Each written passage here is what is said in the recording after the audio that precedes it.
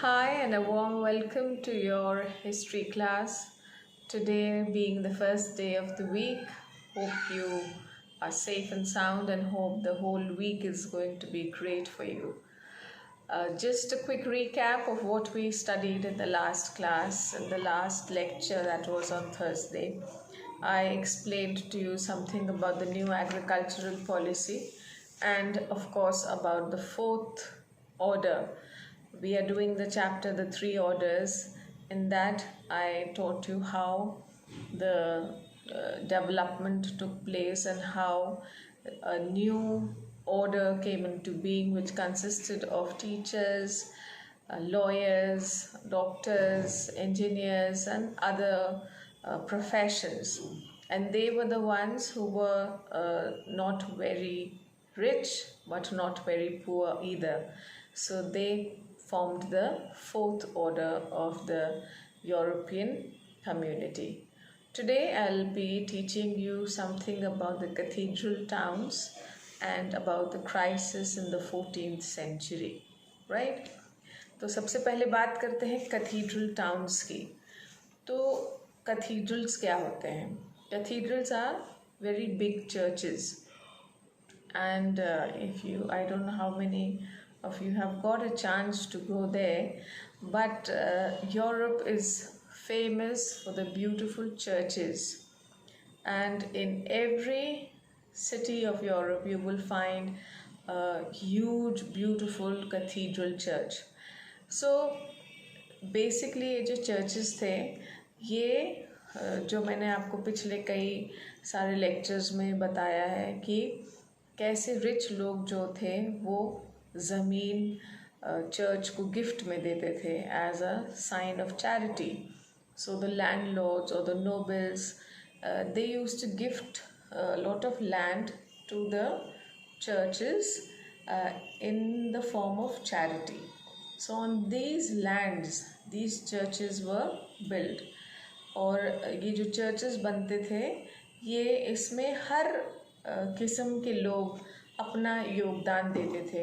Supposing किसी ने labour में कंट्रीब्यूट किया है, किसी ने मटेरियल में कंट्रीब्यूट किया है, किसी ने पैसे से कंट्रीब्यूट किया है. So there the contribution of the people were different in different ways. They helped to build this church. These churches were huge. बहुत बड़े होते थे, बहुत खूबसूरत होते थे. Basically they were made of stones, और they were huge because they were places where you could accommodate a lot of people, जिससे कि ज़्यादा से ज़्यादा लोग अंदर आके बैठ सकें, दुआ में पार्टिसिपेट कर सकें.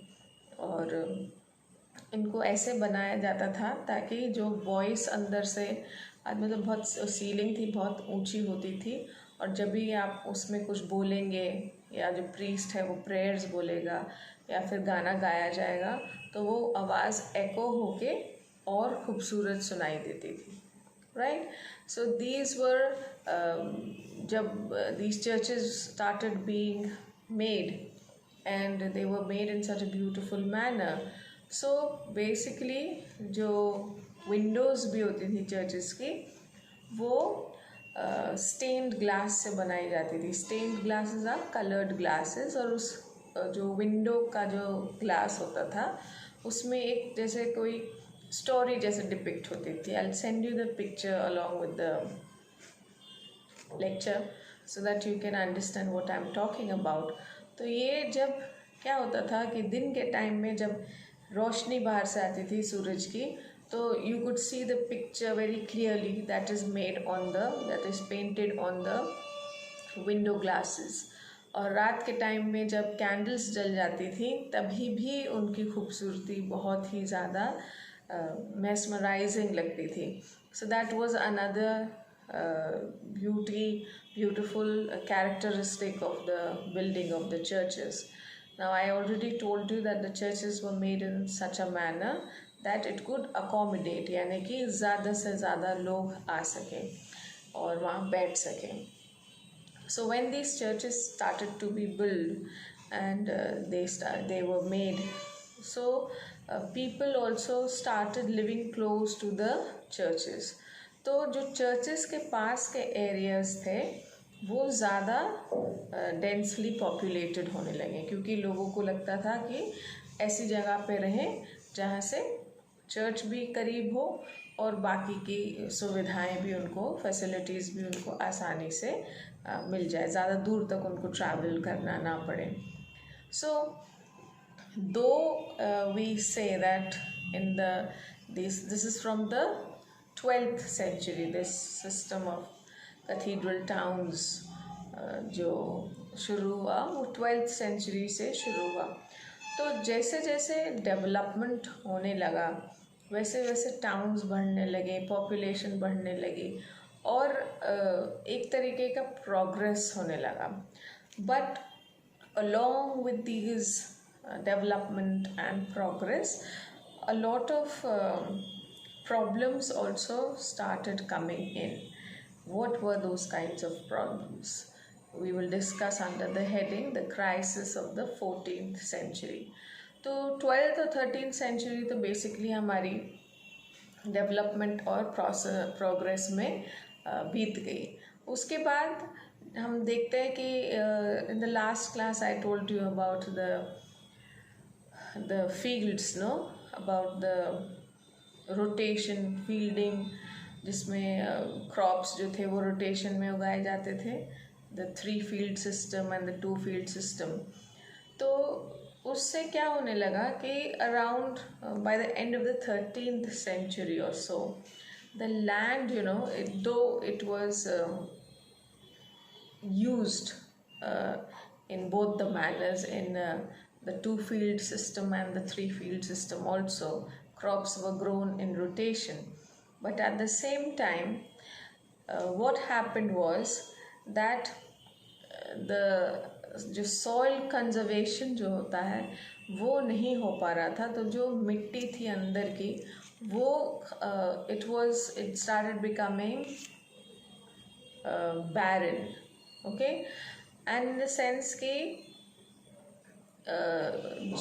because of the climatic changes also. Now if you see, आपने देखा है कि यूरोप में ज़्यादातर जगहों पर बर्फ़ पड़ती है, ठंड पड़ती है, and the summers are very short. और जो समर सीज़न होता है that is very good for growing crops. So when the summer season became shorter, it almost became short by a month. So the period in which very less crops or no crops were grown became longer, right? And this led to soil erosion, okay? मिट्टी भी खराब होने लगी, which in the longer run led to famines and droughts. So we can say from 1315 to 1317 there was a period of a number of famines, सूखा, अकाल. तो France में और डिफरेंट पार्ट्स ऑफ यूरोप में ये जो 1315 से लेके 1317 तक का पीरियड था, इसमें काफ़ी सारे ड्राउट्स हुए, famines हुए, which all the more decreased the quality of the soil or quality of the land, and it made the land infertile. Okay, now what happens is कि जब ज़मीन पे कुछ उगेगा नहीं तो वो बंजर बन जाती है. जब ज़मीन बंजर बन जा रही है तो जानवरों के लिए भी खाने के लिए घास नहीं है, भूसा नहीं है. So that was a problem for the animals also. From the 1320s, 1320 से हम देखते हैं कि lot of cattle also started dying, okay, which in the longer run it started affecting the other parts of the business also. Now जो ये हम crisis की बात कर रहे हैं 14th सेंचुरी के, वो हम 3 पार्ट्स में डिवाइड कर सकते हैं, 3 या 4 पार्ट्स में. पहला मैं आपको बता ही चुकी हूँ कि मौसम चेंज होने से सॉइल का क्वालिटी ख़राब होने लगा, दूसरा है कि बहुत सारे फैमिन्स होने लगे, तीसरा कैटल डेथ होने लगी. Another reason was that there was a shortage of silver in the market. Now पिछले लेक्चर में मैंने आपको बताया था कि जो करेंसी केम इनटू बीइंग, तो लोग एक दूसरे से जब ख़रीदारी करते थे तो वो अब कॉइन्स देके या करेंसी देके ख़रीदारी करते थे. पहले बाटर सिस्टम होता था कि किसी चीज़ के बदले में कोई चीज़ मिल गया, but that was later on exchanged in the form of money. Money started coming in, but because of the closure of the or the shortage of the silver in Austria and Serbia, जहाँ से silver आता था और coins बनते थे, तो वहाँ से उसके शॉर्टेज होने के कारण बाज़ार में ये जो कॉइन्स का सिस्टम था that also started affecting.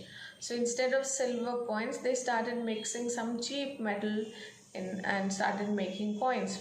So the value of coins became lesser. जो पहले सिल्वर कॉइन्स मार्केट में होते थे उनका वैल्यू ज़्यादा होता था, लेकिन क्योंकि सिल्वर की कमी होने से उसमें कोई दूसरा चीप मेटल मिला के सिक्के बनने लगे, कॉइन्स बनने लगे, तो उसका वैल्यू फिर कम हो गया. अनदर प्रॉब्लम वॉज कि जैसे जैसे ट्रेड बढ़ता गया 13th सेंचुरी और beginning of the 14th century, so the trade started with other parts of the world. Now during that time, in olden days, business was done through sea, through water, right? If you have to go from one place to another, you had to travel by ship. So जब चीज़ें एक country से दूसरे country में आने लगी तो सामान के साथ साथ कुछ और भी आने लगा. What was that? That were rats, चूहे. Because you were bringing spices, you were bringing cotton, खाने का सामान है, तो आप जानते हैं कि these rats, they tend to go with the weather. अगर आप अपने घर में भी बहुत सारा सामान एक स्टोर में बंद करके रख देंगे, बहुत दिन तक उसको नहीं देखेंगे, तो वहाँ पे भी चूहे आने लगते हैं, राइट?